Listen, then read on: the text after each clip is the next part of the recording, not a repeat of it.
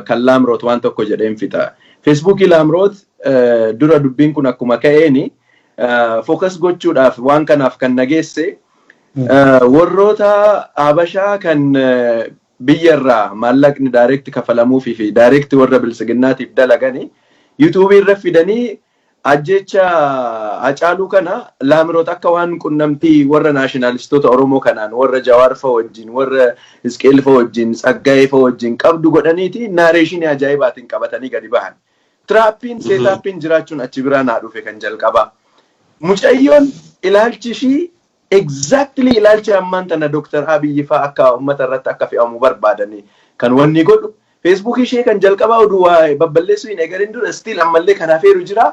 Sentee yoo ilaaltu exactly yoo wanni sabaak ebaluu ka jedhamu ka jibbitu yoo ati akkana taate wanti isiin achirra barreessitu guututti ideology bilisiginnaan ammaan tana adeemsisaa jiru wajjin kan wal fakkaatu warra dhaabaatti kan walitti dhiyaatu Facebook isheen maxxansee sa'aa muraasa keessatti deactivate ta'e Facebookiin kun. Look, internetiin badee jira biyya keessatti. Mucayyoon kun qabamtee mana hidhaa jirti. Mucayyoon kun qabamtee mana hidhaa oduu jirtu karaa kamiin access gootee Facebook ishee sana access gooteeti waan san balleessite. Okay, well, karaa akka tasaa wayii waa argattee balleessiteeti haa jennu. Guyyaa tokko turtii sa'aa 24 akkas booda namoonni mirkaneeffatanii jiru. Baay'ee kana ruumarii oduun ta'in kan haasa'aa jiru. Screenshot godheet waan adeemsa shiisanii sa'aatiidhaan maxxansaa waan ture. Erga maxxansee booda ana caalaayyuu namootatu hordofaa ture. Namootatu hordofee naangeessaa ture. Kaleessa waan baay'ee keessaa haxaanii kan alaabaa jaraa waan fakkaatu uumaman ishiin uffatteettu kan iddoo adda addaa warra siyaasa adda addaa wajjin footoo adda addaa kaateettu keessaa haqanii gadi deebisan. An kanuma keessa namoota ishii dhiyaatuu danda'an kan biroo wayii barbaadeeti Feesbuukii akkaawuntii ishii lammaffaa baase. Feesbuukii akkaawuntii ishii lammaffaa yemmuu baasu waan maraayyuu wama isin akkaawuntii jalqabaa irra qabdu saniin access goonee wanti kunis baduun danda'a jennee waan shakkinee fi wanta achi keessaa badanii fi wanta achi keessa turan hunda screenshot goonee kaa'ataa turre jechuudha. Kanarraa kan argitu this is not ordinary way nama ordinary taate way miti Laamroot. Nama shakkii ajjecha Hacaaluutiin qabame tokko bifa akkasiitiin freedom argatee mana hidhaa keessa ta'ee Facebookii access godhaadha jechuun hin danda'amu. Lammaffaa guutuu biyyattiitti internetiin badee ture. Internetii kan access godhuu kan danda'u warra teelee ajajuu fi bansiisuu fi cufsiisuu danda'u. Specific area wayii irratti warra bansiisuu fi cufsiisuu danda'u. So Facebookiin Laamroot yeroo muraasa harka warra nageenyaa kana tureeti jedheeti akka nama seeraa hamma kolleejjiitti kan ilaalu jechuudha. Gara yaaliitiin yemmuu deebitu Hacaaluun gara naannoo midnightiiti kan hospitaala seene. Midnightii seenee ganama halkaniin kan hospitaala keessaa fuudhame. Turtii guyyaa tokkooti miti, turtii guyyaa walakkaatii miti, turtii guyyaa ruubiyyuu hospitaala keessatti hin goone jechuudha. Sa'aatii sana keessatti namni kun rasaasa akkamitti dhahame? Fageenya hagam irraa? Rasaasni kun kan shugguxiiti moo kan kilaashiiti moo kan maaliiti? Ragaa iddoo sanitti turanii warra poolisoota dhaqanii qaban haala adda addaatiin qoratanii bakkeen inni dhahame konkolaataan isaa haalli itti ture haalli mucayyoo kana wajjin wanti ta'aa ture maali ka jedhu akka namni high profile ajjeefame tokkotti sa'aatii 24 itti qorateeti wantoota at least ummanni beekuu qaban preliminary investigation release jedhama. Amma biyya kanatti preliminary waan jiru waan qorannoo keessatti waan booddeerra rakkoo isaan rakkisuu danda'u sittiin himan waan amma dhimma George Floyd fa'aa irratti argiteerta. Guyyaa lammaffaatti waan ummanni beekuu qabu waan iddoo sanitti ta'e. Guyyaa sadaffaa irratti waan immoo generally ummanni publicly yoo beekellee rakkoo hin qabaanne. Investigationii hospitaalaa keessatti Hennepin County Medical Center geessaniiti George Floyd ummanni maatiin warra medical centerii saniin amannu jedhanii investigationii impartial ta'e akka godhamu waan barbaadaniif namoota iddoo biraatii fidanii akka qorannoon geessifamu ta'an because it's high profile killing. Wanti akkanaa kun ummataaf ummata jidduutti sabootaaf saboota jidduutti biyya tokko keessatti nageenya buusuufis nageenya booressuufis waan guddaa qabaata. Ajjecha akkanaa kanniin bifa akkasiitiin akkas gochuun isaanii shakkii keessa galchee jira. Wanti biraa immoo shakkii keessa nagalchiisee waan kana dhimma kana hordofuudhaaf na taasise biyya sanitti high profileonni yoo ajjeefaman kan jalqabaatii miti. Siraaran fa'aa ajjeefamanii jiru. Warroonni naannoo Amaaraa ajjeefamanii jiru. investigationiin godhamee wanti uummanni beeksifamee gahe hin jiru. Stadium irratti gaafa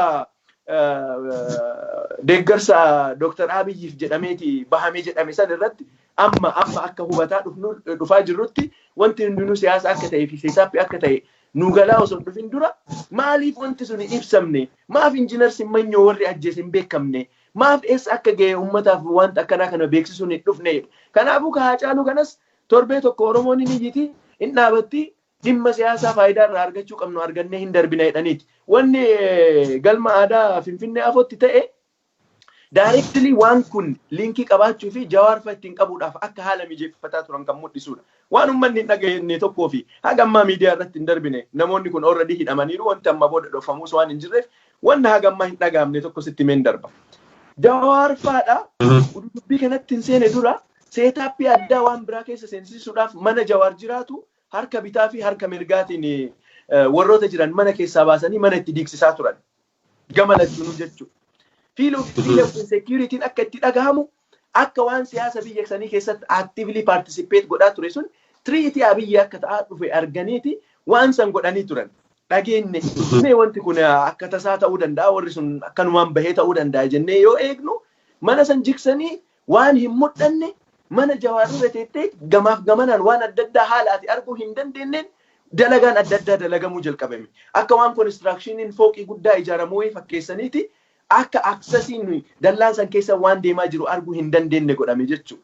Kanaaf duubaa ka'a dubbiin duubaa ka'ee bifa akkasiitiin deemaa turan erga Jawaarii fi Lidatu Ayyaana ufa baateeti fulbaana 30 booda mootummaan biyya kana hin jiru jettee kaateerraa kaasee Abiyyi faati Dammallaash faati Araarsaan faati gadi ta'anii akkamitti waan kana diraamaa wayii taphanneeti waan kana ammallee dabarsuu dandeenya. Koronaan jidduu seeneeraa dhimmi ajjecha Haacaaluu kun dhufee jidduun seenaa amma dhimmi filannoo hundi dagatame dhimma biroo ta'aa jechuudha. Kanaaf akka na fakkaatutti Jawaariin faas achi keessa ka seensisan dhageenye jira har'a DW Amhaarik irratti akka Finfinneetti awwaalamu Galaanaa Gaaromsaa faati dubbataniiru akka Finfinneetti awwaalamu kan barbaadaa turan Shimallisii fi Taakkalee fayyadamaa jira. Dhugaan barbaadaniiti immoo part of setup kanaati kan jedhu akkuma jirutti ta'ee Jawaar Faa gara galma aadaatti waamanii bifa saniin qabsiisuus kan danda'an ajjecha jalqabarraa ka'ee hanga Jawaar Fa'aatti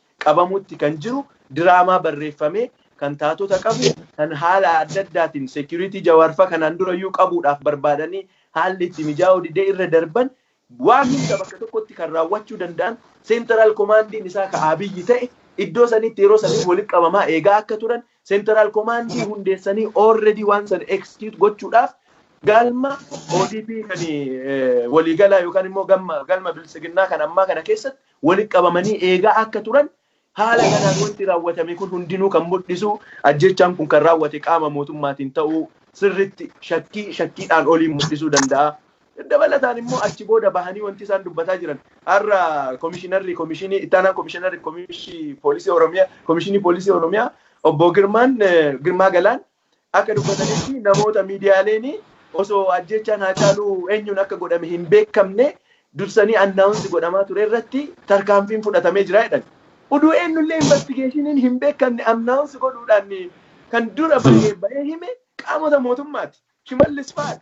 Taayyee fa'aadha. So qaamonni mootummaa qaamni biraa hin ajjeese jechuudhaaf mirga qabaatanii warri miidiyaa biroo immoo shakkii haala jiru dhiyeessuudhaaf mirga hin qaban jechuudha moo kana hunda keessa seentee yoo ilaaltu wanti kun raawwatee Oromoo kutaadhaan addaan hiruudhaaf maaltu godhee ebaluu si ajjeesee jedhanii hunda diraamaa gochuudhaaf hunda taatota akka filataa turanis dhageenyee jirra. I think wanti kunis beyond reasonable doubt garuma mootummaa wanta caaseffamuu jedhee dubbachuu barbaada tasfa'e. Galatoon mee Dr. Tafaree kan Muhammad Zaak tuquuf yaale sirriitti ibseera tuquyyuu miti amma sirra deebi'ee kan shakkii jiru